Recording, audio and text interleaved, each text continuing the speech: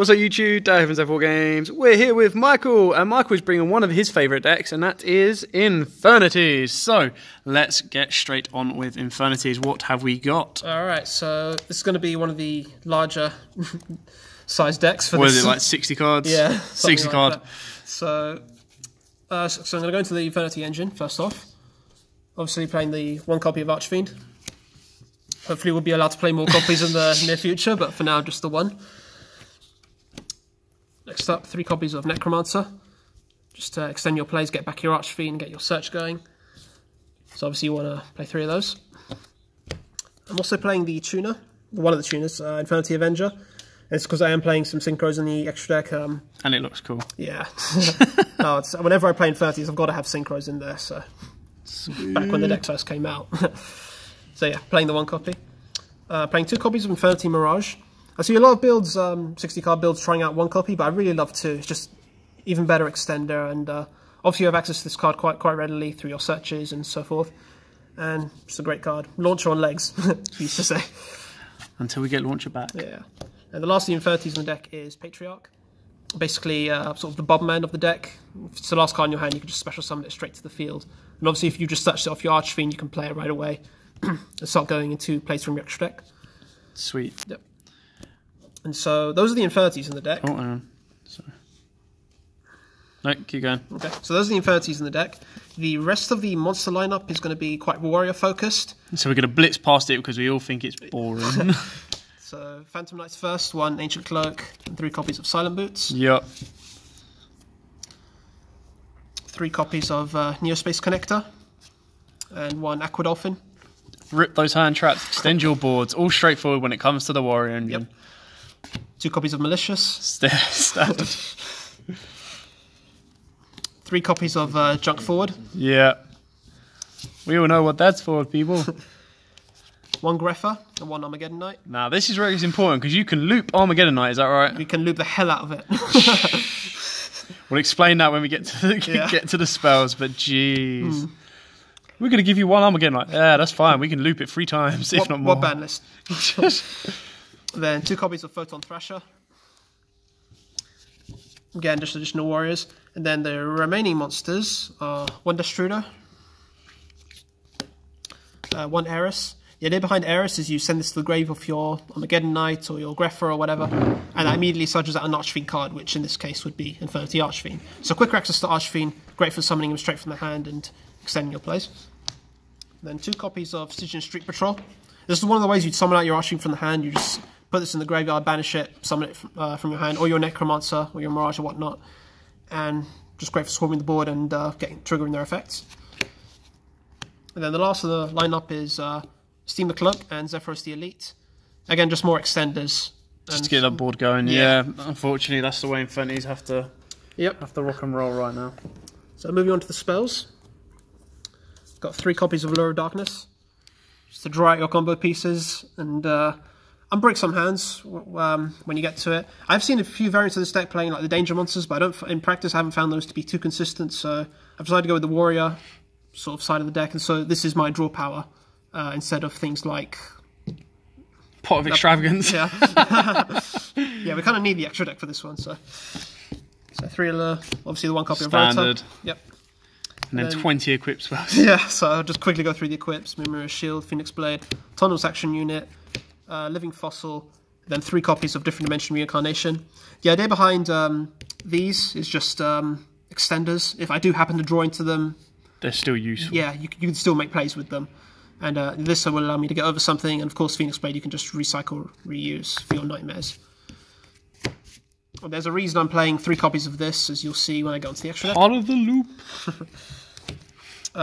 1 copy of Magical Midfield Breaker. We're only allowed the 1 copy now as of the latest ban list, but this is great. If you happen to open with this, you can place at the start of your turn and sort of safeguard your setup and protect yourself from things like Ghost Ogre and whatnot. So, hey, that's pretty good.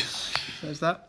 1 copy of World Legacy Succession. Again, just another extender. If I had more room, I would play more copies, but believe it or not, space is quite tight in this deck. Some more 1-ofs. Monster Reborn. 1 for 1. Summon out your Mirage or your Avenger from the deck. Foolish Burial. And of course, the 1 Infernity Launcher. Miss Soul Charge though. No more Soul Charge. Then Triple Call by the Grave. Standard. Again, we do not like hand traps. The idea is that you start making plays until you feel like you... well, obviously, you start making your plays, you keep this in your hand, then if the opponent hasn't disrupted you, then you're pretty much in the clear. You set this, and then you can start resolving your Archfiend and things like that. And then the last of the spells is 3 copies of Instant Fusion. Plenty of targets for that one. Yeah. Again, just more extenders. Sweet. Moving Traps. on to traps. All extenders, go! Shade Brigade, just again another extender. Yep. Fog Blades for disruption. Yep, more Fog Blades. And the next one is what we're waiting for. At long last, 3 copies of Infernity Barrier. So the recent banlist gave us this guy back at free. Yeah. It's really nice having a searchable counter trap. Hey, that's pretty good, and not a pointless counter trap as well. Yeah. So very easy to get access to this. If your Archfiend's already in attack mode, which it should be, from just special summoning, you grab this, set it, it's immediately live the following turn. You're good to go. Excellent. So that's it for the main deck, guys. It's 60 cards. Who'd have thought it? I know, right? Now for the extra deck, playing 1 copy of Raging. This is our instant fusion target. It's also a warrior, which allows us to go into Isolde. And I decided to go for this one just because you can also, if you happen to be going second, you can instant fusion, summon it out, maybe put problem monster face down, and still continue your plays. Yeah. So you see how they're doing behind that. The next Synchro Monster might seem a bit random, but it's been working quite well. That's Power Tool Dragon. Power Tool. Now this is where you lose the loopity-loop. Right. So as you notice, I'm playing 7 equipped spells in total. And the idea behind that is to, you go into Isolde, you send forward to get out your Armageddon Knight, get its effect off, and then you can banish the Armageddon Knight for your Phoenix Blade, and then you go into Power Tool through Steam, Destrudo, however, and then you reveal 3 copies of this to the opponent. Ask them to pick one.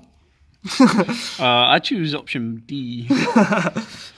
And then obviously you're guaranteed to get this, then you activate it, recycle that Armageddon Knight, get its effect off again, and just continue your plays. Excellent. So that's the idea behind that one. Next synchro is sort of one of the old school favourites, 100 Eyes Dragon. So the idea behind this is just to, again, extend your combos. If you've synchro summoned this, you can banish a Necromancer or a Mirage. He now gains that effect, so you can then tribute itself as a Mirage, or you can summon back an Archfiend as a Necromancer and just extend your plays. And the great thing about this is if you've copied a Mirage of its effect, then that allows you to get an additional search off your Archfiend, which means it gets you closer to establishing 3 Infernity Barriers face down at the end of your turn, which is where you want to be. You want to disrupt the opponent as much as possible, build up that big board. So that's the idea behind that. And the last synchro monster I'm playing is Borrowed Savage Dragon. Standard. Yeah. Very easy to gain access to this through Infernity Avenger, Avenger Necromancer Archfiend, or Infernity Necromancer and Patriarch. And you run through your links very, very quickly. It's very easy to equip one from the grave, and that's just additional disruption. And then, next up, the only XYZ I'm playing is Livia Sea Dragon. So, one thing about this deck is you're constantly banishing.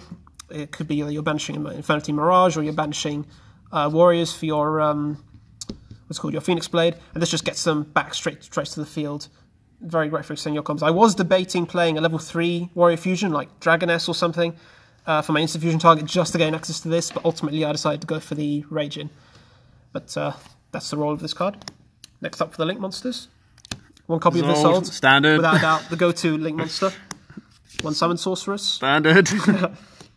1 Shade Rusty Brigand. Standard. And, yeah, just quick access to your Fog Blades. 1 Underclock. Standard. Yeah. 1 Trigate. Hey, something slightly different. This is one of the monsters you want to end with Link Monsters pointing in all 3 directions, and that way you get both of his disruption effects. So, great card. Next up, some Nightmares. Cerberus, Phoenix, and Unicorn.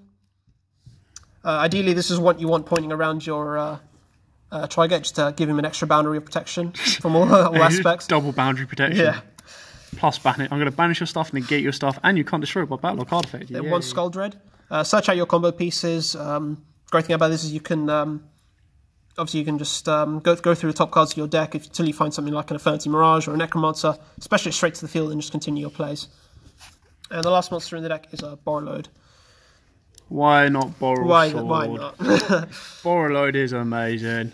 Right, so that is it for Infinities. They've made a slight resurface. Hopefully in upcoming ban lists, depending if Konami plan to reprint more than just Barrier, Construct and Necros in dual power in April, we might see some more cards come back off the list. But for now, thanks for watching. Don't forget to like, comment, subscribe, share, and as always, guys, happy dueling.